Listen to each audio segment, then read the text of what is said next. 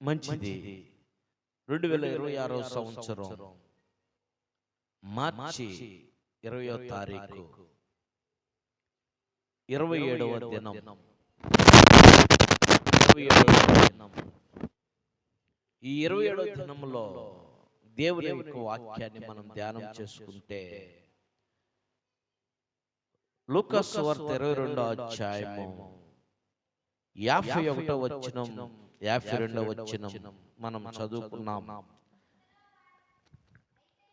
అయితే యేసు ఈ మట్టుకు తాకునని చెప్పి వాని చెవి ముట్టి బాగు చేసి యేసు తను పట్టుకొని వచ్చిన ప్రధాన యాజకులతోనూ దేవాలయం అధిపతులతోనూ పెద్దలతోనూ మీరు బందిపోటు దొంగ వలె వచ్చినట్లు కత్తులతోనూ గుదియలతోనూ బయలుదేరి వచ్చితిరా. నేను అనుదినము మీ చెంతనే దేవాలయంలోనే ఉన్నప్పుడు మీరు నన్ను పట్టుకోలేదే. అయితే ఈ గడియ మీది అంధకార సంబంధమైన అధికారమును నేను చాలు. చూడండి, వీళ్ళు ఆ అంధకార సంబంధమైనటువంటి అధికారం వారి మీద మోపబడినప్పుడు, అంధకార సంబంధము వారి మీద మోపబడింది, అంధకార సంబంధం వారి మీద ప్రకాశించింది, అనగా చీకటి ప్రకాశించింది. ఇప్పుడు కరెంట్ పోతే మన మీద చీకటి ప్రకాశించింది, అంత చీకటి అయిపోయింది. కరెంట్ రాగానే చీకటి అంతా పారిపోయింది, వెలుగుగా ఉంటుంది పిల్లలు. ఈ రీతిలో చూసుకుంటే అంధకార సంబంధం, అంధకారం అంటే చీకటి. ఈ చీకటి వారి మీద పడిపోయింది, ప్రధాన యాజకుల మీద పడిపోయి వారు ఆ ప్రధాన యాజకులు పెద్దలు ఈ యొక్క భటులందరిని తీసుకొని యేసు మీదకి వచ్చారు పట్టుకుంటానికి. యేసు వారిని అడిగాడు, బందిపోటు దొంగ మీదకి వచ్చినట్లుగా ఏంటి కత్తులతోనూ గుదీలతోనూ వచ్చారా మీరు? మేమేమైనా బందిపోటు దొంగలమా? మేమేమైనా దోపిడీదారులమా? మేమేమైనా నరహంతకులమా అన్నట్లుగా దేవుడు వారితో చెప్పి నప్పుడు వారు చూడండి, యేసు ప్రభు మళ్ళీ వారితో ఒక మాట అన్నాడు, నేను అనుదినము దేవాలయంలోనే మాట్లాడుతూ ఉన్నాను కదా, అనుదినము మీతోనే ఉన్నాను కదా, అనుదినము మీ మధ్యలోనే ఉన్నాను కదా, అనుదినము మీతోనే సంచరిస్తున్నాను కదా, అనుదినం మీ ప్రాంతంలోనే తిరుగుతున్నాను కదా అని వాళ్ళతో అనినప్పుడు, కానీ వారు ఏమి బదులు చెప్పలేని పరిస్థితిలో యేసు వారితో మరలా అన్నాడు. ఏమన్నాడో తెలుసా? వాళ్ళకి ప్రశ్న ఏమి లేదు, జవాబు చేయటానికి యేసు ప్రభువే ప్రశ్నలు అడిగాడు. వాళ్ళు ఏ సమాధానం చెప్పలేకపోయారు. అన్నాడు మళ్ళా, ఇది గడియ మీది, ఇది అంధకార సంబంధమైన అధికారమాయను. అంధకార సంబంధమైనటువంటి సాతానుడు అంధకారములో ఉండి అంధకారములో అందరినీ లాక్కుంటూ ఉంటాడు పిల్లారా. అనగా చీకటిలో సంచరిస్తూ ఉంటాడు సాతానుడు, వెలుగులో సంచరించలేడు. చీకటిలో ఎవరయ్యా సంచరించేదంటే బందిపోటు దొంగలు, ఎవరయ్యా సంచరించేదంటే పాపులు, ఎవరయ్యా సంచరించేదంటే అపవిత్రము పనులు చేసేవారు, ఎవరయ్యా సంచరించేదంటే లోకములో లోకాన్ని వెంబడించేవారు, చీకటిలో సంచరించేది పిల్లారా. చూడండి, చీకటిలో సంచరిస్తున్నటువంటి వారు వెలుగులోకి రాలేకపోతారు. కారణం ఏంటంటే ఆ చీకటిని అనుసరించే వారిలో అబద్ధం ఉంటుంది, మోసం ఉంటుంది, కుట్ర ఉంటుంది, కుళ్ళు ఉంటుంది, కుతంత్రాలు ఉంటాయి. వాళ్ళు చీకటిలో సంచరించే వాళ్ళు పొద్దున లేగితే కుట్రతోనే ఉంటారు. ఎవరిని మోసం చేద్దామా, ఎవరి మీద అబద్ధ సాక్ష్యాలు పలుకుదామా, ఎవరిని విడగొడదామా, ఎవరిని బాధ పెడదామా అని కుట్రాపనంతోనే చేస్తూ ఉంటారు. వీళ్ళు చీకటిలో సంచరించే వాళ్ళు మిట్ట మధ్యాహ్నంలో ఉన్నా వెలుగులో ఉన్నా సరే వాళ్ళ కార్యాలు ఎలా ఉంటాయో తెలుసా? చీకటిలో ఉంటాయి. అంటే వెలుగులో ఉన్నా కూడా మాటలు అబద్ధాలే, మోసమే, దగానే, కుట్రానే, కుల్లే, కుతంత్రాలే. వీళ్ళు వెలుగులో ఉండి కూడా, అంటే పగల్లో కూడా ఈ పనులు చేసే వారందరూ కూడా చీకటిలో ఉన్నట్టు, అంటే సాతాను సంబంధమైనటువంటి వారు వీళ్ళు. ఆ సాతాను సంబంధమైనటువంటి వారు వాళ్ళు వెలుగును చూడలేరు. ఈ సాతాను సంబంధమైనటువంటి వారైనటువంటి వారు ఎవరు? ప్రధాన యాజకులు, అధిపతులు, పెద్దలు యేసుని చూడలేక, యేసుని సహించలేక యేసు మీద కుట్ర పొందారు, యేసు మీద కులుబోతనం ప్రారంభించారు, యేసు మీద అపవిత్రమైనటువంటి నేరములు మోపారు. యేసుని వాళ్ళని జీర్ణించుకోలేకపోయారు. కారణం ఏంటో తెలుసా? యేసు సత్యం మాట్లాడుతూ ఉన్నారు, వీళ్ళలో సత్యం లేదు, అసత్యమే ఉన్నది. వీళ్ళు సత్య మార్గం నడిచేవారు కాదు, అసత్య మార్గమే నడవటం. ఎందుకంటే ఎవరిని బాధింపజేద్దామా, ఎవరిని బాధపడతామా, ఎవరిని లాక్కుందామా, ఎవరి దగ్గరికి వెళ్ళి అబద్ధ మాటలు చెబుతామా అన్నటువంటి విధానంలోనే వీళ్ళు తిరుగుతూ ఉండేవాళ్ళు గనక, సత్యం అనేది వీళ్ళకి నచ్చదు గనక, సత్యములో నడవటం ఇష్టం లేదు గనక, సత్యాన్ని గ్రహించలేరు గనక వాళ్ళు అబద్ధము మీదే మగ్గుతూ ఉంటారు. వీళ్ళు వెలుగులు చూడలేరు. అంటే పగటి కాలంలో కూడా నిజం చెప్పలేరు అబద్ధం ఆడేవాళ్ళు. పగటి కాలంలో కూడా నిజం చెప్పలేరు. పగటి కాలంలో కూడా నిజమైనటువంటి మాటలు, నిజమైనటువంటి విధానంలో జీవించలేరు. కారణం ఏంటో తెలుసా? అంధకారమైనటువంటి అధికారమైనటువంటి అపవాది వాళ్ళ మీద వల వేసి ఉన్నది, వాళ్ళ మీద ఉచ్చు పెట్టి ఉన్నది, వాళ్ళ మీద ఏం పెట్టుంది? పగ పగ పగ పెట్టుకొని ఉంది. పిల్లారా, పగ పెట్టుకొని ఉంది. చూడండి, ఈరోజు నువ్వే అంధకార సంబంధమైనటువంటి పరిస్థితిలో ఉన్నావు. ఇది 2026 సంవత్సరాల క్రితం నీ కొరకు దేవుని వాక్యం రాసి పెట్టి ఉంది. నువ్వు ఏ అంధకార సంబంధంలో ఉన్నావు? వెలుగులో అనగా ప్రార్థన అనేటువంటి వెలుగు, ప్రార్థన అనేటువంటి పగలో, ప్రార్థన అనేటువంటి నిత్య జీవం లాంటి వెలుగుని నువ్వు చూడలేకపోతున్నావు. అంటే నువ్వే అంధకార సంబంధంలో ఉన్నావు. నీలో ఏ అపవిత్రత ఉంది, నీలో ఏ దోపిడితనం ఉంది, నీలో ఏ బందిపోటుతనం ఉంది, నీలో ఏ మోసం ఉంది, నీలో ఏ కుట్ర ఉంది, నీలో ఏ కుళ్ళు ఉంది. దేవుని సన్నిధికి రాలేకపోతున్నావు. నువ్వు దేవుని మందిరంలో ఉండలేకపోతున్నావంటే నీలో అంధకారమైనటువంటి అధికారం ఏదో నీలో పనిచేస్తున్నట్టే ఉంది. దేవుని సన్నిధికి నిన్ను రానియట్లేదంటే, దేవుని సన్నిధిలో దేవుని వాక్యం నిన్ను వినట్లేదంటే, దేవుని సత్యవాక్యం గురించి నువ్వు వినకుండా చేస్తుందంటే నీలో అంధకార సంబంధమైందో అపవాది నీ మీద బలంగా నిన్ను ఏంది వశపరుచుకుంది. ఈ రాత్రి దేవుడు నిన్ను విడిపించడానికి మాటలు తెలియపరుస్తున్నాడు. ఏ అంధకారమైన సంబంధంలో ఉన్నావు నువ్వు, ఏ అబద్ధంలో ఉన్నావు, ఏ మోసంలో ఉన్నావు, ఎన్ని బూతులు, నోరు తెరిస్తే బూతులు తిట్టటమే, నోరు తెరిస్తే ఆ హద్దు వాపలేనటువంటి బూతులు నీ నోట్లో కూడా నువ్వు మాట్లాడుతూ ఉన్నావు కదా.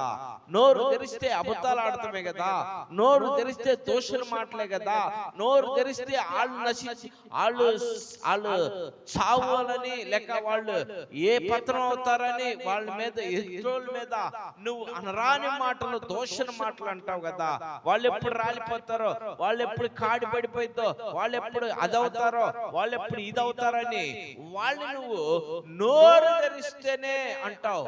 వాళ్ళు సత్యంగా మాట్లాడుతూ ఉంటే, సత్యంగా నడుస్తూ ఉంటే, సత్యాన్ని అనుసరిస్తూ ఉంటే నువ్వు ఓర్చుకోలేక, నువ్వు జీర్ణించుకోలేక, నువ్వు వాళ్ళ మీద నీ పగ పట్టుకొని వాళ్ళ మీద నీ పగ పంతాలు చూపించుకుంటా ఉంటావు. కారణం ఏంటో తెలుసా? నువ్వు అపవాది సంబంధముగా ఉన్నావు.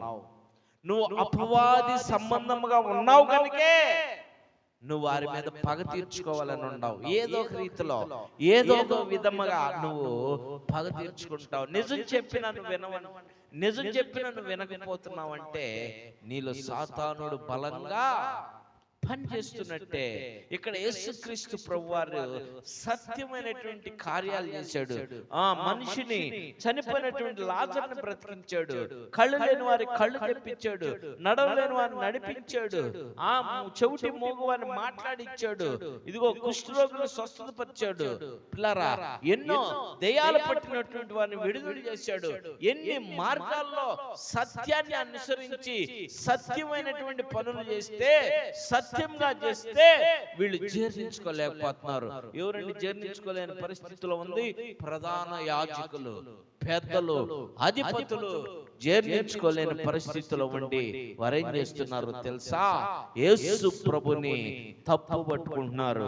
యేసు ప్రభు చేస్తున్న పనుల్ని తప్పు పట్టుకొని ఈయన్ని భూమి మీద ఉంచకుండా చేద్దాం, ఈయన్ని చంపేద్దాం, ఈయన్ని చంపేయటానికి సిద్ధపాటు కలిగి ఉన్నారు. పిల్లారా, కారణం ఏంటో తెలుసా?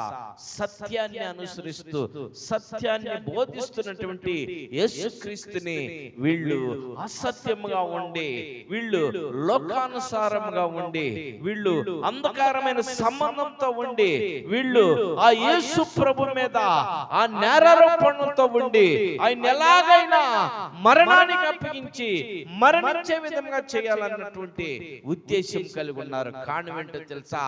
వాళ్ళ మీద అంధకారమైనటువంటి సంబంధం కలిగినటువంటి అపవాది వారి మీద ఆ కాసుకొని ఉంది. వాళ్ళ ద్వారా ఆ యొక్క చెడు మార్గంలో నడిపిస్తుంది. పిల్లారా, ఆ తప్పుడు ఉద్దేశాలు మాట్లాడిస్తుంది. మరి ఈ రాత్రి నీ పరిస్థితి ఏంది? నువ్వు ఏ అంధకార సంబంధంతో ఉన్నావు? నువ్వు కూడా దేవుని సన్నిధంటే లెక్కలేని మాటలు ఎన్నో మాట్లాడుతున్నావు. దేవుని వాక్యం నీకు వినపడుతుంటే అసహించుకుంటున్నావు. దేవుని వాక్యం నీకు సూటిగా నీతో మాట్లాడుతూ ఉంటే దేవుని వాక్యాన్ని నేను వినకుండా పెడచెవును పెడుతూ దేవుని వాక్యం వింటున్నట్టే నటిస్తూ దేవుని వాక్యం మీద నువ్వు దుష్ట ప్రచారణ చేస్తున్నావు. కారణం ఏంటో తెలుసా? నీలో అంధకారమైన సంబంధమైనటువంటి అధికారం కలిగిన దురాత్మ నీలో ఉండి నిన్ను దేవుని వాక్యానికి దూరం చేస్తుంది, నిన్ను వినకుండా చేస్తుంది, నీకు సమాధానం లేకుండా చేస్తుంది, నిన్ను శాంతి లేకుండా చేస్తుంది, నిన్ను రోగిష్ఠుడిగా నిన్ను పడవేస్తుందే కానీ నిన్ను బలవంతుడిగా చేయటానికి అది లేదు. కారణం ఏంటో తెలుసా? దాని పంజలో నువ్వు ఉన్నావు, గుర్తుపెట్టుకో. దాని గుప్పిట్లో నువ్వు ఉన్నావు, గుర్తుపెట్టుకో. లోక ఆశలు నీ మీద విరజిల్లినప్పుడు లోక ఆశల్లో నువ్వు చిక్కుకొని ఉన్నావు, గుర్తుపెట్టుకో. వెలుగులోకి నువ్వు ఎలా వస్తావు? వెలుగులోకి రాలేవు కదా. నువ్వు లోక ఆశల్లో చిక్కుకున్నటువంటి నువ్వు వెలుగును చూడాలంటే నీకు కుదరదు కదా.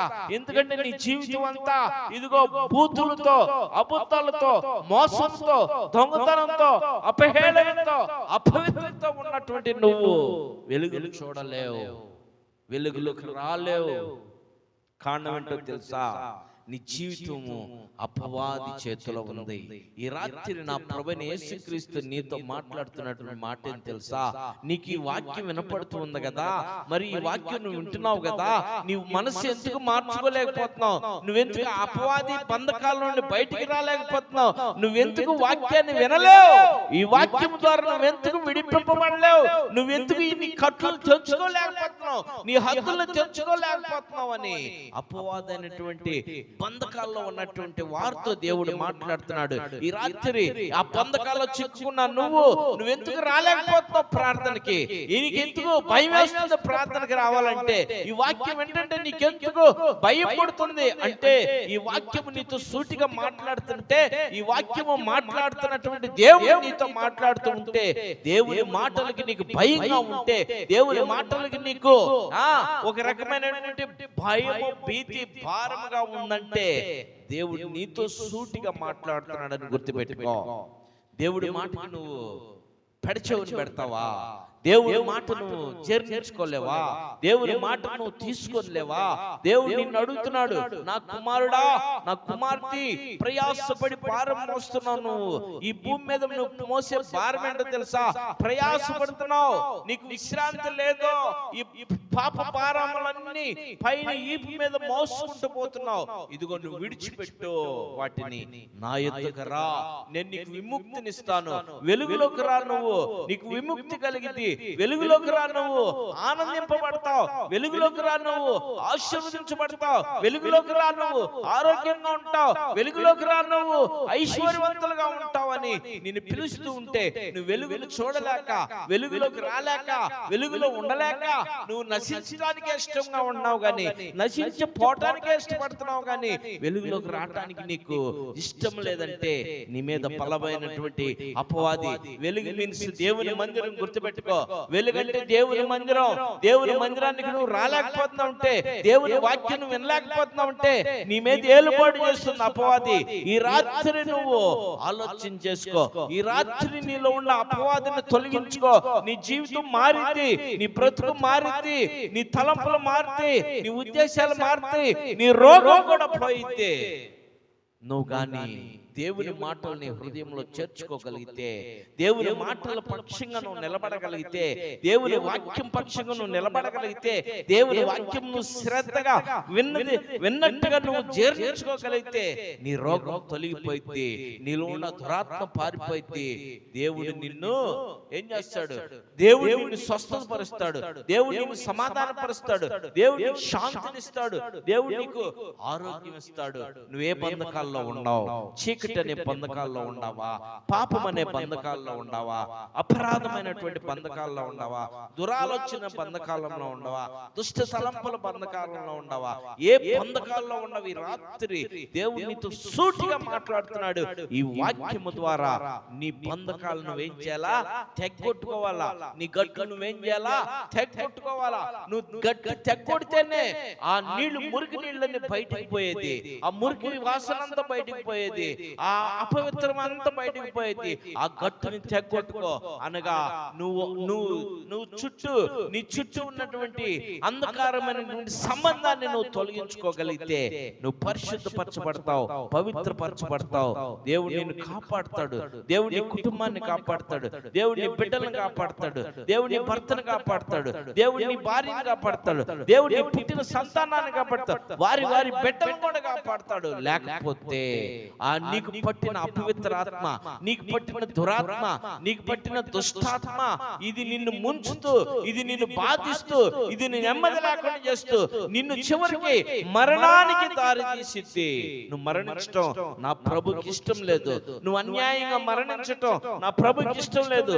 అందుకని ఈ రాత్రి నీతో మాట్లాడుతున్నాడు నా ప్రియమైన సహోదరి సహోదరుడా. నువ్వు అన్యాయంగా మరణించడం నా ప్రభుకి ఇష్టం లేదు. నువ్వు వెలుగు సంబంధంలోకి రామని నేను పిలుస్తూ ఉన్నాడు. చీకటిలో ఉన్న నిన్ను వెలుగులోకి రాని పిలుస్తున్నాడు ఈ వాక్యము ద్వారా. నువ్వు ఇంకా చీకటిలోనే ఉంటానంటే నీ జీవితం ఎలా అయిందో నీకు నువ్వు జ్ఞాపకం చేసుకో. వింటున్నా నువ్వు, దూరాన వింటున్నా నువ్వు, సమీపాన వింటున్నా నువ్వు, చేరువచ్చిన వింటున్నా నువ్వు, యూట్యూబ్ లో చూస్తున్నా నువ్వు, ఈ రాత్రి వాక్యము నువ్వు చెవులు పెట్టుకోగలిగితే నువ్వు అంధకార సంబంధంలో ఉండవో, ఏ సంబంధంలో ముడిపడి ఉండవో, ఏ చీకటిలో ముడిపడి ఉండవో రా బయటికి. దేవుడు నిన్ను ఆహ్వానిస్తున్నాడు. నా ప్రియ కుమారుడా, నా కుమార్తె రా, ప్రయాసపడి భారం మోస్తున్న సమస్తమైన జల్లారా నా ఎద్దుకు రండి, నేను మీకు విశ్రాంతినిస్తానని నా ప్రభు నీకు వాగ్దానం చేస్తూ ఉన్నాడు. ఈ రాత్రి విడిచిపెడతావా చీకటిని? విడిచిపెడతావా బంధకాల్ని? విడిచిపెడతావా కట్టుల్ని? నువ్వే కట్లు, ఏ కట్టులతో నువ్వు ముడేసుకుని ఉన్నావో ఆ కట్టును తెగ్గొట్టుకొని బయటికి రా. ఈ రాత్రి దేవుడు నిన్ను స్వస్థత పరుస్తాడు. ఈ రాత్రి దేవుడు నిన్ను ఆశీర్వదిస్తాడు. ఈ రాత్రి దేవుడు నిన్ను బలపరుస్తాడు. ఈ రాత్రి దేవుడు నిన్ను భద్రపరుస్తాడు. నిన్ను బట్టి నీ కుటుంబం రక్షింపబడింది, నిన్ను బట్టి నీ కుటుంబం నిత్య జీవానికి వెళ్ళింది.